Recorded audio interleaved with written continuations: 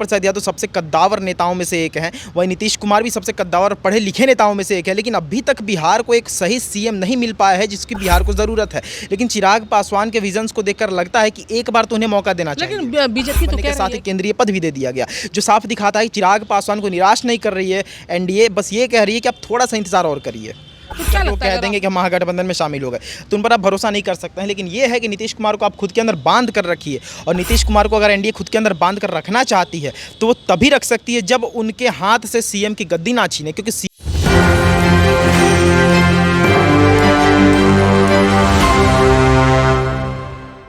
नमस्कार, मेरा नाम प्रिंस मिश्रा है और आप एक न्यूज़ 24 देख रहे हैं। आज सुबह में जो है चिराग पासवान नीतीश कुमार से मिलते हैं, जो कि नीतीश कुमार बिहार के मुखिया हैं, और क्या बातें निकल के सामने आ रही है, तमाम बातों को विश्लेषण के तौर पे हम लोग बात करेंगे, क्योंकि आज बिहार का विषय जो है एक राजनीतिक मुद्दा होगा। और चिराग पासवान के मिलने से बिहार की परिस्थितियों में क्या बदलाव होगा, क्योंकि चिराग पासवान लगातार जिस तरीके से कह रहे थे कि हमारे घर को जिसने तोड़ा है उसको जो है हम कभी माफ़ नहीं करेंगे, लेकिन वही आज चिराग पासवान जो है नीतीश कुमार से मिल रहे हैं और उनसे क्या बातें होती है, और जिस तरीके से नंदन उन चीज़ों को बेखूबी से जानते हैं, तमाम एक एक बातों को ध्यान में रख के उनसे हम सवाल करेंगे कि आखिर क्या ज़रूरत पड़ी थी जो कि चिराग पासवान से लगातार मिलने का जो प्रयास था नीतीश कुमार का वो मिले हैं, और क्या ज़रूरी था, किन बातों को लेकर बात की गई होगी, 2025 को लेकर बात की गई होगी, तमाम चीज़ों को लेकर बात करेंगे। हमारे साथ नंदन मिश्रा है। क्या नंदन, लगता है आप लोग लगातार विश्लेषण के तौर पे करते रहते हैं, क्या बातें हुई होगी जब आप चिराग पासवान नीतीश कुमार से मिले होंगे? देखिए प्रिंस जी, सबसे पहले तो बिहार के भविष्य को लेकर बात करना बहुत ज़रूरी है, क्योंकि हम जानते हैं कि इस समय जो सिचुएशन बना है बिहार का, हम हर वीडियो में कहते हैं कि बिहार सबसे प्राचीन राज्यों में से एक है, उसके बावजूद बिहार में बहुत कमियां हैं। नीतीश कुमार से अगर केंद्रीय मंत्री मिल रहे हैं तो उसके पीछे कोई ना कोई कारण होगा। चिराग पासवान की अगर हम बात करें तो चिराग पासवान एक विज़न लेकर चलते हैं। चिराग पासवान चाहे मोदी जी से मिले, चाहे नीतीश कुमार से मिले, चाहे अपने पार्टी के किसी बड़े नेता से मिले, चिराग पासवान के मन में अक्सर ये बात रहती है कि हमें बिहार के विज़न को लेकर बात करनी है, क्योंकि चिराग पासवान के पास विज़न है बिहार को लेकर। आपको याद होगा प्रिंस जी कि उन्होंने केंद्रीय मंत्री बनने के समय ही कहा था कि हम हाजीपुर में केले की फैक्ट्री लगाएंगे और बहुत सारी ऐसे कंपनियां खोलेंगे। एजुकेशन को लेकर हम बात करेंगे, जो पलायन होते हैं लोगों के यहाँ से बच्चों के, उसको लेकर हम बात करेंगे। और उनके सांसदों के तरफ से विशेष राज्य के दर्जे को लेकर भी सांसद में सवाल उठाए गए कि हमारे राज्य को विशेष राज्य का दर्जा मिलना चाहिए। तो देख सकते नीतीश कुमार से अगर चिराग पासवान मिले हैं तो यहाँ पर बहुत सारी सवालें उठनी शुरू भी होती है।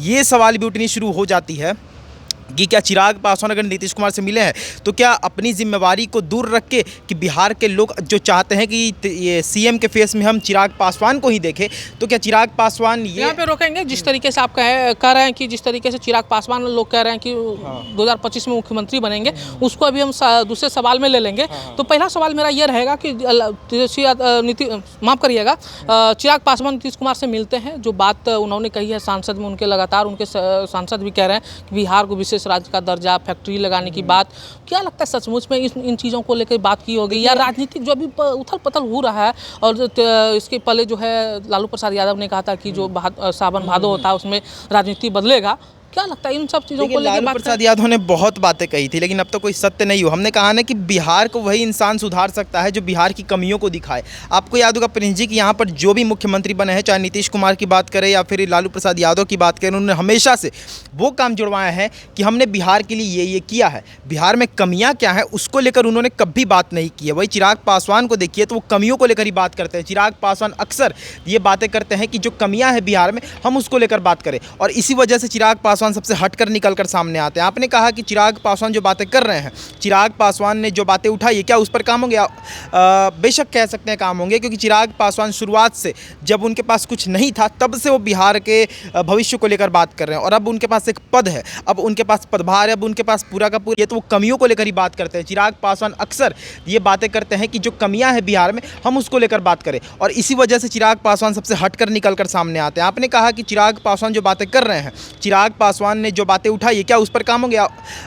बेशक कह सकते हैं काम होंगे, क्योंकि चिराग पासवान शुरुआत से जब उनके पास कुछ नहीं था तब से वो बिहार के भविष्य को लेकर बात कर रहे हैं, और अब उनके पास एक पद है, अब उनके पास पदभार है, अब उनके पास पूरा का पूरा विज़न है, तो अब तो वो करेंगे ही करेंगे। लेकिन हम पहले ही पुष्टि नहीं कर सकते हैं, समय आएगा, समय आने के बाद पता चलेगा कि कौन सही है, क्योंकि बिहार को पता नहीं, ये कह सकते हैं कि तकदीर में बिहार के लिखा हुआ है कि बिहार को लोग मिलते तो हैं, बड़े से बड़े नेता मिलते हैं। लालू प्रसाद यादव की अक्सर हम आलोचना करते हैं, लेकिन इसका ये मतलब नहीं है कि वो नेता बढ़िया नहीं थे।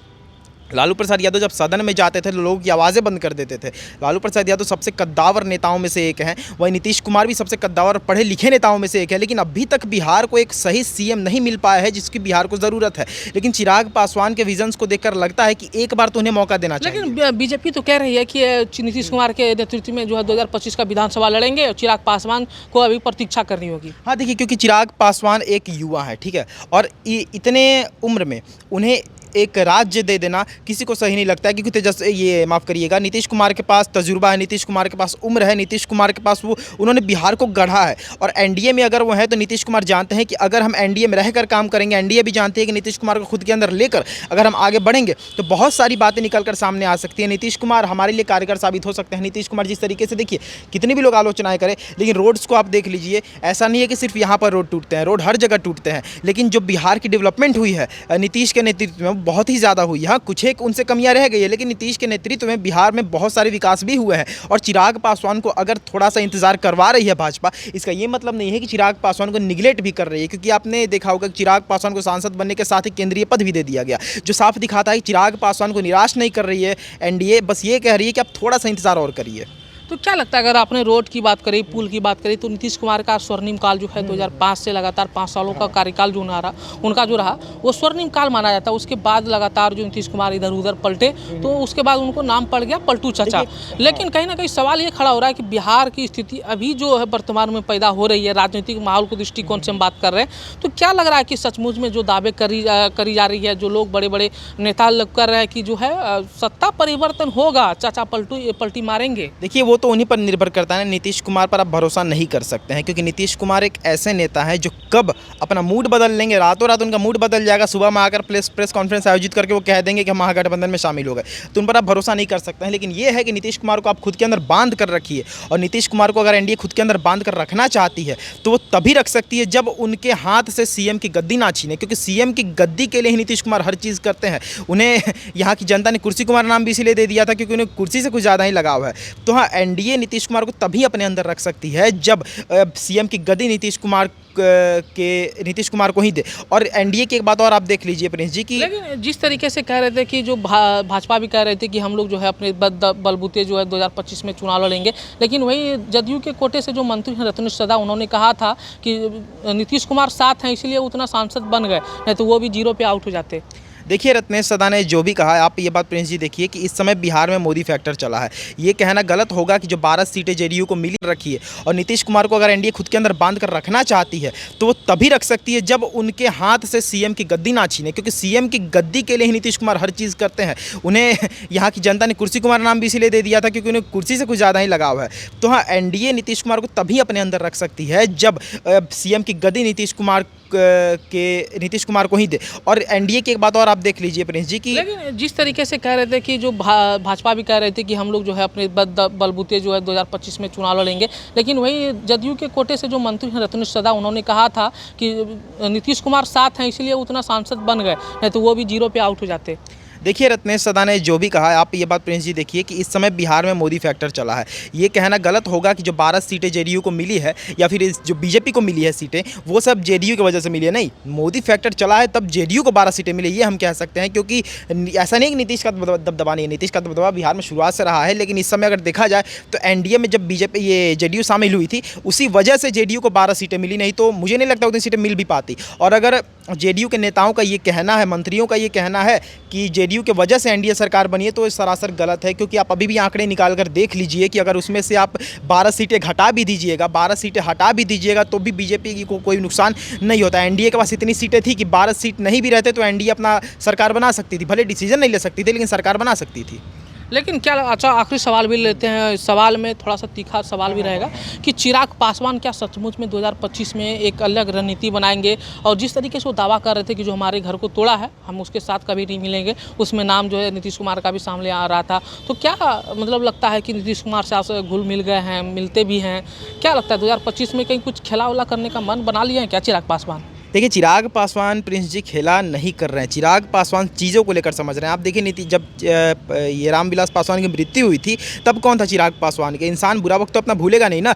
एलजेपीआर के पास क्या था? लोक जनशक्ति पार्टी उस समय थी, उसको अपने पदभार पर अपने कंधे पर लेकर चलना, उसका लोक जनशक्ति पार्टी रामविलास का नाम देना, उसके बाद 100% के स्ट्राइक रेट से जीतना, जीत कर केंद्रीय पद लेना, केंद्रीय पद लेकर सांसद में बैठना, सांसद में बैठकर विजन्स रखना, विजन्स रखकर एक भी दिन ऐसा नहीं है कि इनएक्टिव, वो एक्टिव मोड पर है शुरुआत से, जो साफ तौर पर दिखाता है चिराग पासवान कैसे नेता है। तो वो इंसान कैसे भूल जाएगा कि जब वो शून्य पर था तब उसको एक पर लाने के लिए कोई साथ नहीं खड़ा था। आज वो इंसान 100 पर है तो उसके पीछे हज़ार लोग हैं जो कि उन्हें चाहते हैं कि हम आपके साथ मिल जाए। तो चिराग पासवान बेशक सही कह रहे हैं कि जिन लोगों ने हमारा साथ नहीं दिया था, जिन लोगों ने हमारे घर को तोड़ा है, हम उनके साथ कभी नहीं जाएंगे। लेकिन मुलाकात हुई है चिराग पासवान से ये नीतीश कुमार में, वो मुलाकात बहुत कुछ दर्शाएगा भविष्य में कि क्या कुछ हो रहा है, क्योंकि विधानसभा इलेक्शन नज़दीक है। अब वक्त ही बताएगा कि एनडीए किसको पदभार देगी। लेकिन एनडीए की बातें अगर हम भी बहुत पत्रकारिता करते हैं, जहाँ पर अगर भाजपा कार्यालय में जाते हैं तो वहाँ के नेताओं से यही सुनने को मिलता है कि इस बार नीतीश कुमार के नेतृत्व में ही एनडीए लड़ेगी, जो कि दिखाता है कि अभी चिराग पासवान को थोड़ा सा वेट वो लोग करवाने वाले हैं।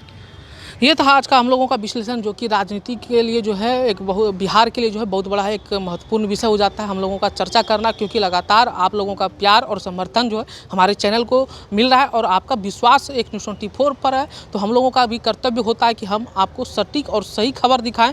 तो ऐसे ही तमाम खबरों के लिए आप हमें प्यार देते रहिए और हम आपका जो वादा है और आप लोगों का जो हम लोगों का जो जुड़ा है वो हमारा बरकरार रहेगा और आपके विश्वास को हम लोग वादा करते हैं कि टूटने नहीं देंगे। तो हमारे चैनल को आप सब्सक्राइब कर लीजिएगा, दोस्तों के साथ शेयर भी कर दीजिएगा। धन्यवाद।